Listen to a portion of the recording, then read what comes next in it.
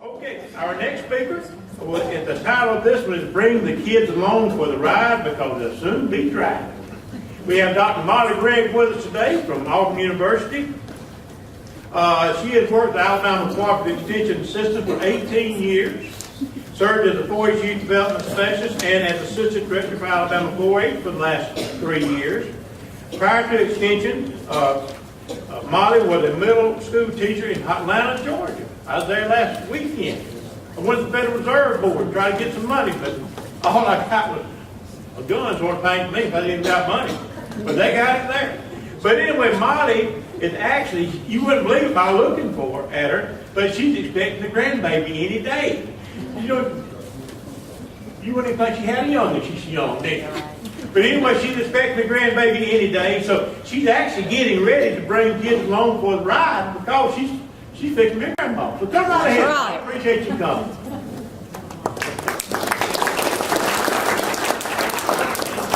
Morning. You know, it's hard to be the speaker after lunch, especially after such a delicious meal.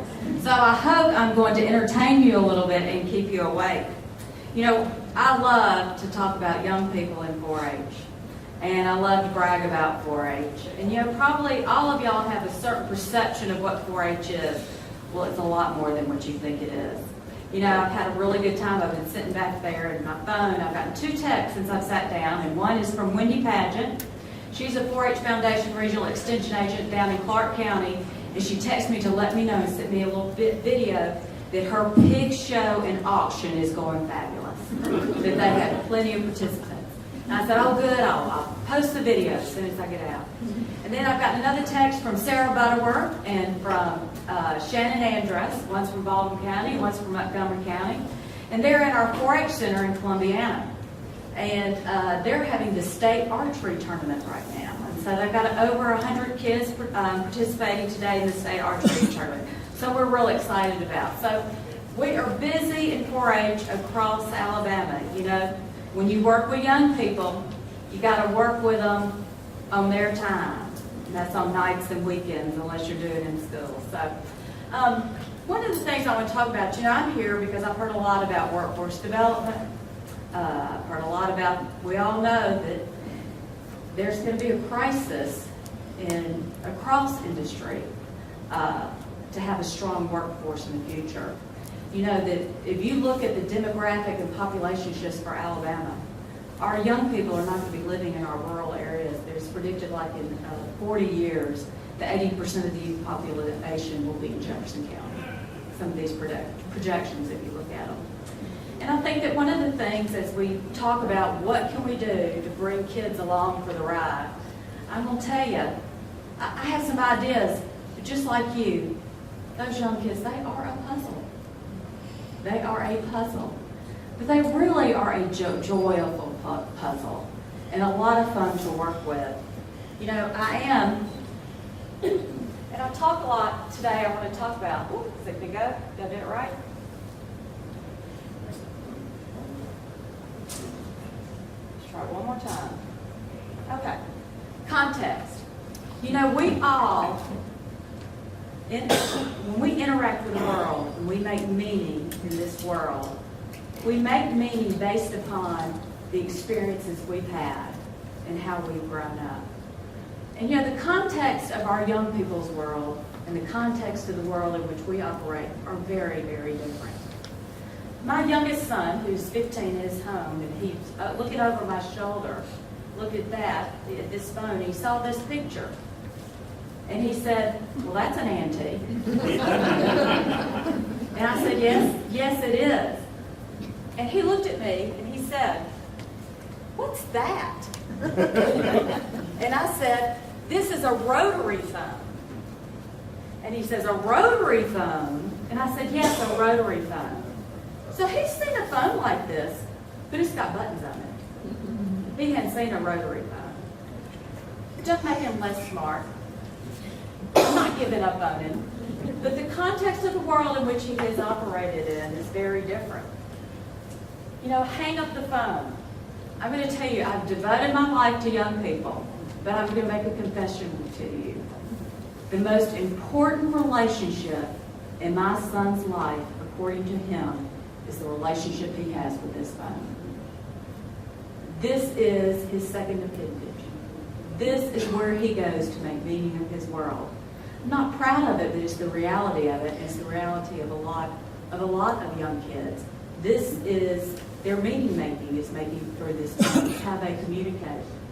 I was walking through and I finally had one of those moments, and my middle son, my two older sons, one's 10 years older than Lee and one's 8 years older. So that's a big little break. You know, they're gone. And the context of their worlds are so different. So he's walking through and, you know, I said, Lee. And finally, you know, I had my mother breakdown. Hang up that phone. And he looks at me, and he looks at his brother, and he goes, you mean turn it off? And so my middle son, who is just convinced that even in his context, if his world is so different, he goes, that's what's happened when you're old and you have children. He is convinced, our youngest son, both of my older children, my two boys, are convinced that my youngest son is just not going to make it. That we have been too old, and we're too old to manage this child. We have a running commentary in our house that my son, that his brothers will come on and they'll look down and they will say, I cannot believe you bought those tennis shoes for him. And I look at them and, you know, they're just tennis shoes. And this is ongoing conversation in our house.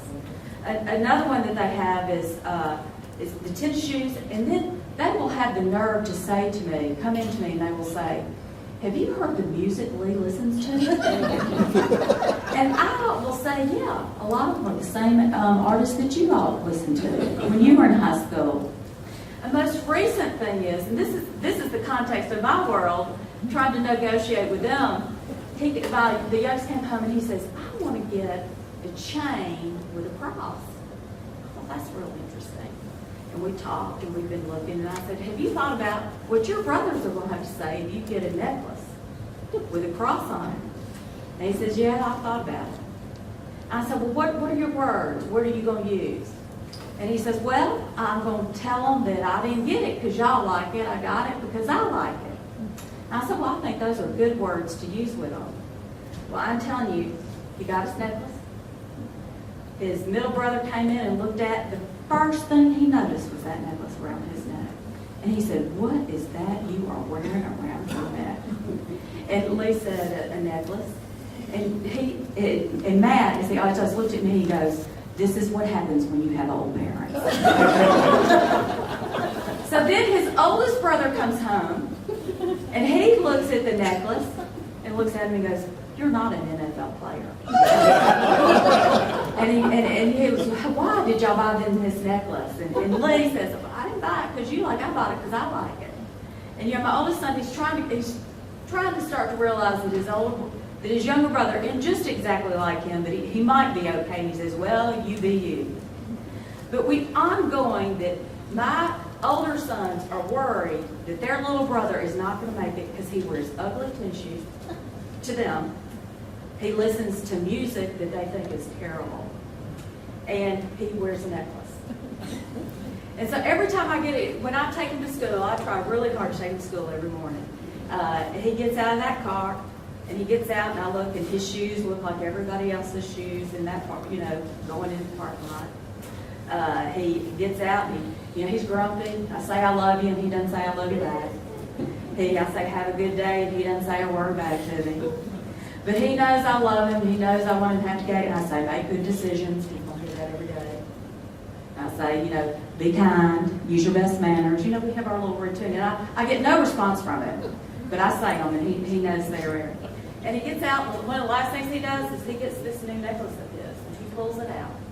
And he makes sure that it's on top of his shirt.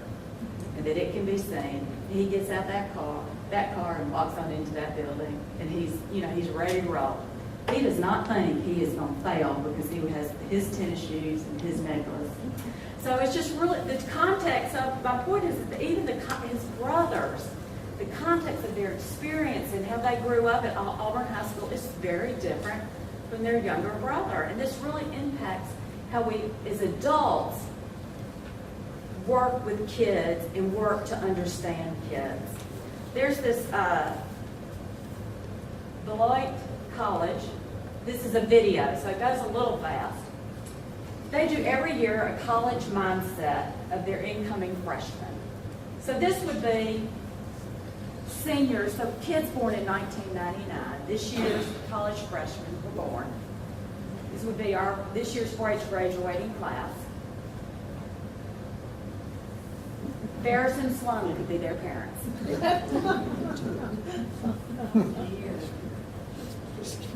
A phone has always been a video game and a GPS system for them. They have always communicated by emojis. These belong to Harry Potter, not John Lennon. Bill has always been Hillary's agent husband. Bill Gates has always been the richest man in America. Helmets have always been the law.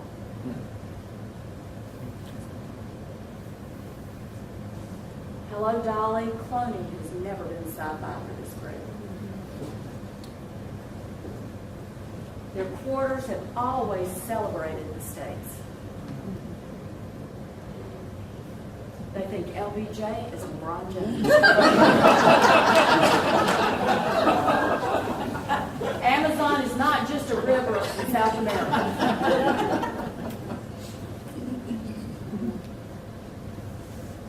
This has always been a reality for them. Talk to the microphone. Okay. That's always been a reality for them. So I just want to set kind of context that we really forget about the context of our world and what we've experienced and theirs. You know, I think one of the things I want to say right now as we move forward and really talk about the future in the workforce and forestry and wildlife and how important we think kids having a relationship with the natural world is that one message I want to get clear. We have got to not let the media's portrayal of our young people drive who we think they are. Because I think the media portrays children as something to be a little bit afraid of, sometimes a little scary to look at, and sometimes the things they say and how they say it, they scare us a little bit. And so they make us, sometimes the media, I think, makes us a little scared of our young people, of how they're sensationalized.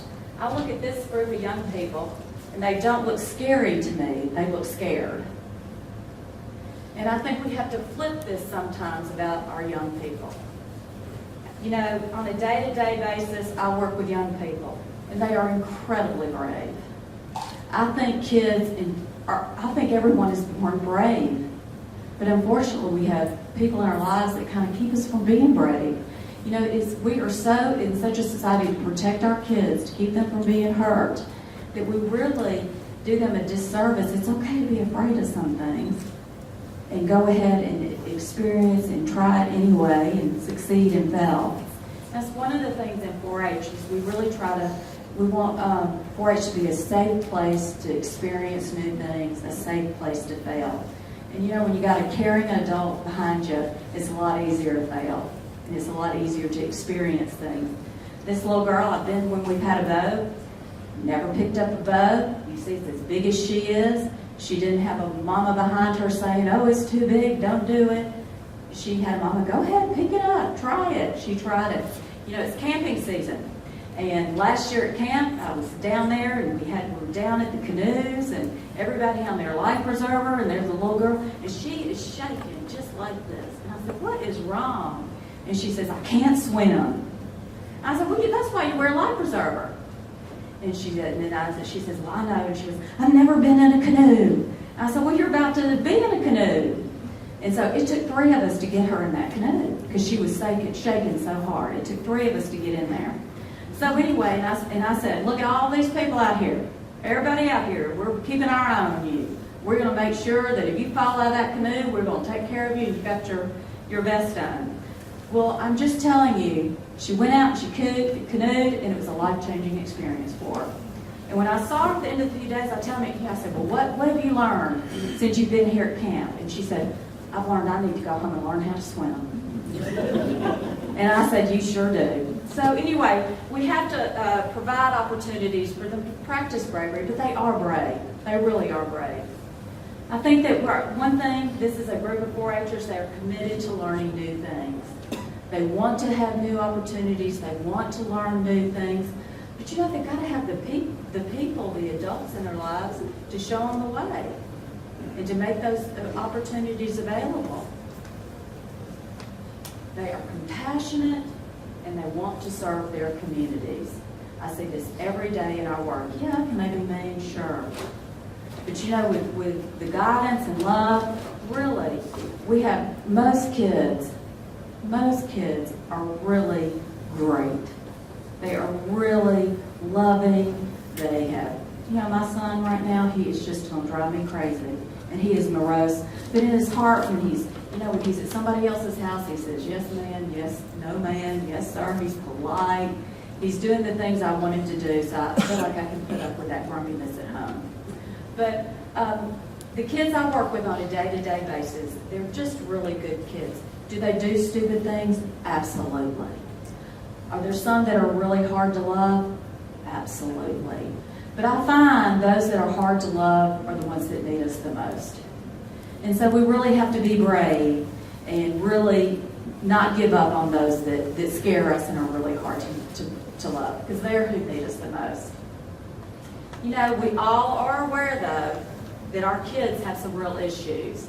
You know, we have some health issues, you know, their obesity rates, you know, the loss of outdoor time, disconnect to nature, excessive screen time. Those are problems.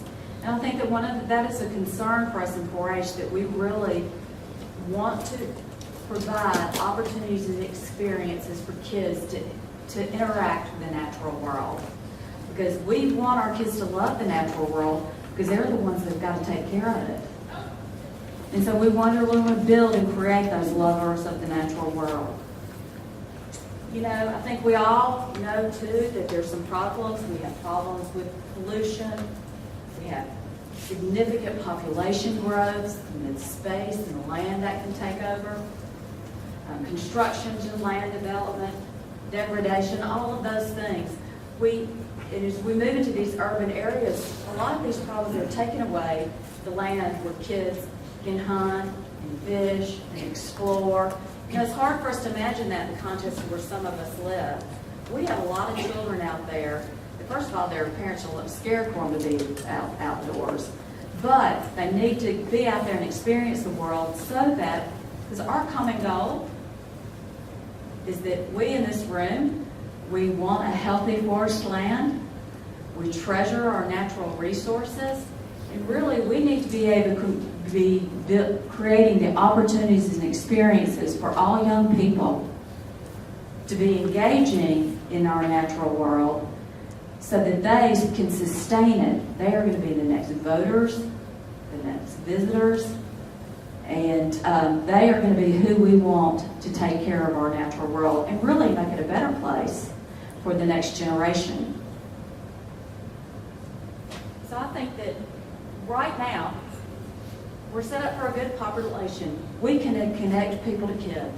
We had almost 140,000 people participate in 4-H last year. We have almost 50,000 that are card-carrying members. That means there's ongoing members to 4-H. We have 10,000 volunteers. They volunteer in lots of different ways. We have 23 million acres of timberland. I think we are set to have a good partnership to get kids together. We've got the kids. We just got to create opportunities to get them on the land and experience the land. That's a great partnership. Right now, probably very many of you are very familiar with Classroom in the Forest. This is a great partnership. And from a 4-H perspective, I would love to see this in every county. But, you know, every county's circumstance is very, very different, and their capacity to have these events is very, very different. I think that is one way that there have been some partnership breakdowns. In some instances, 4-H goes, there's a great event, and they go, and they have the Skins and Skull Kids. There's another that they go and maybe they're really organizing it. You know, the curriculum, you know it is, you take the forest to the classroom and then you take the kids to the forest. It's a great program. I don't have an employee that doesn't find value and think it's a great thing to do with fifth graders. But it is, and it is part of the Alabama Treasury Forest. You know, this is a partnership with them, but I know there's probably many people in here.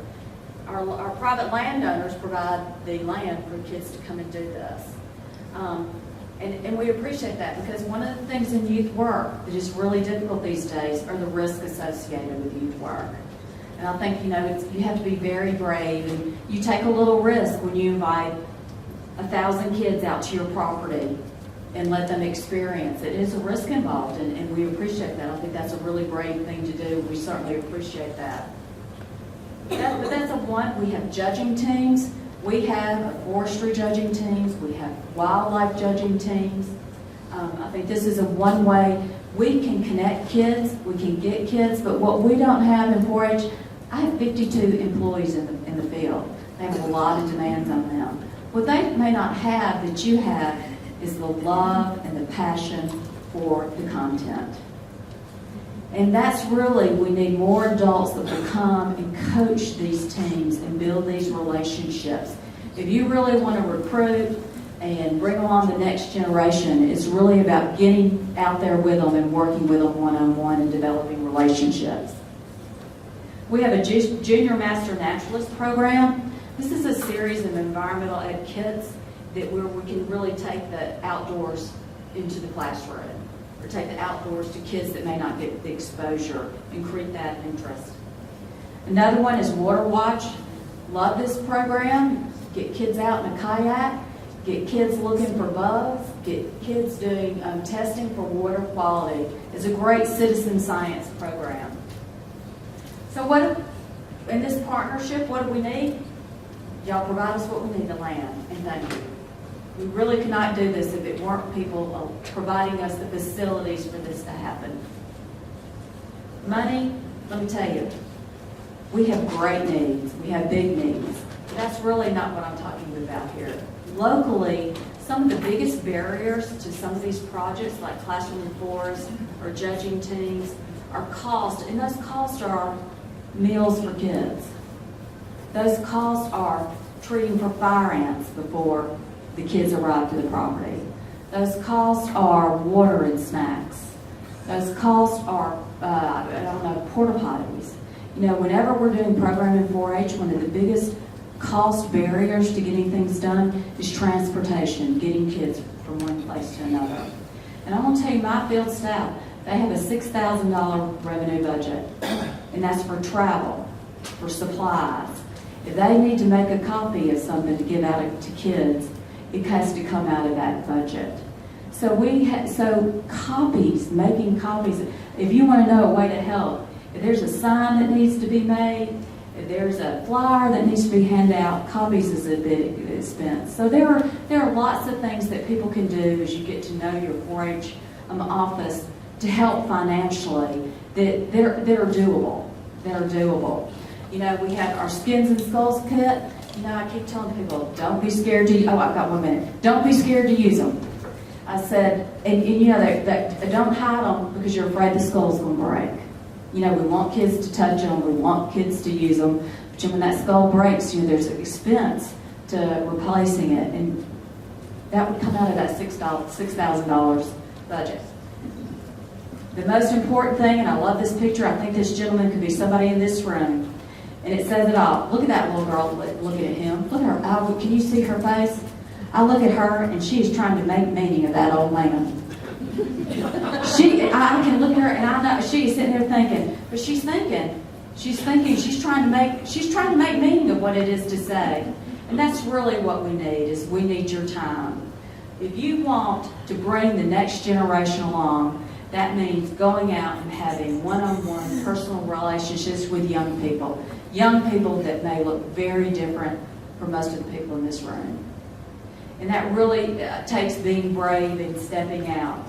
And I'll just leave this on this one note. Got my minute down. Unless someone like you cares a whole awful lot, nothing is going to get better. It's not. That's Dr. Seuss. So I appreciate your time. He's putting it back. Thank you.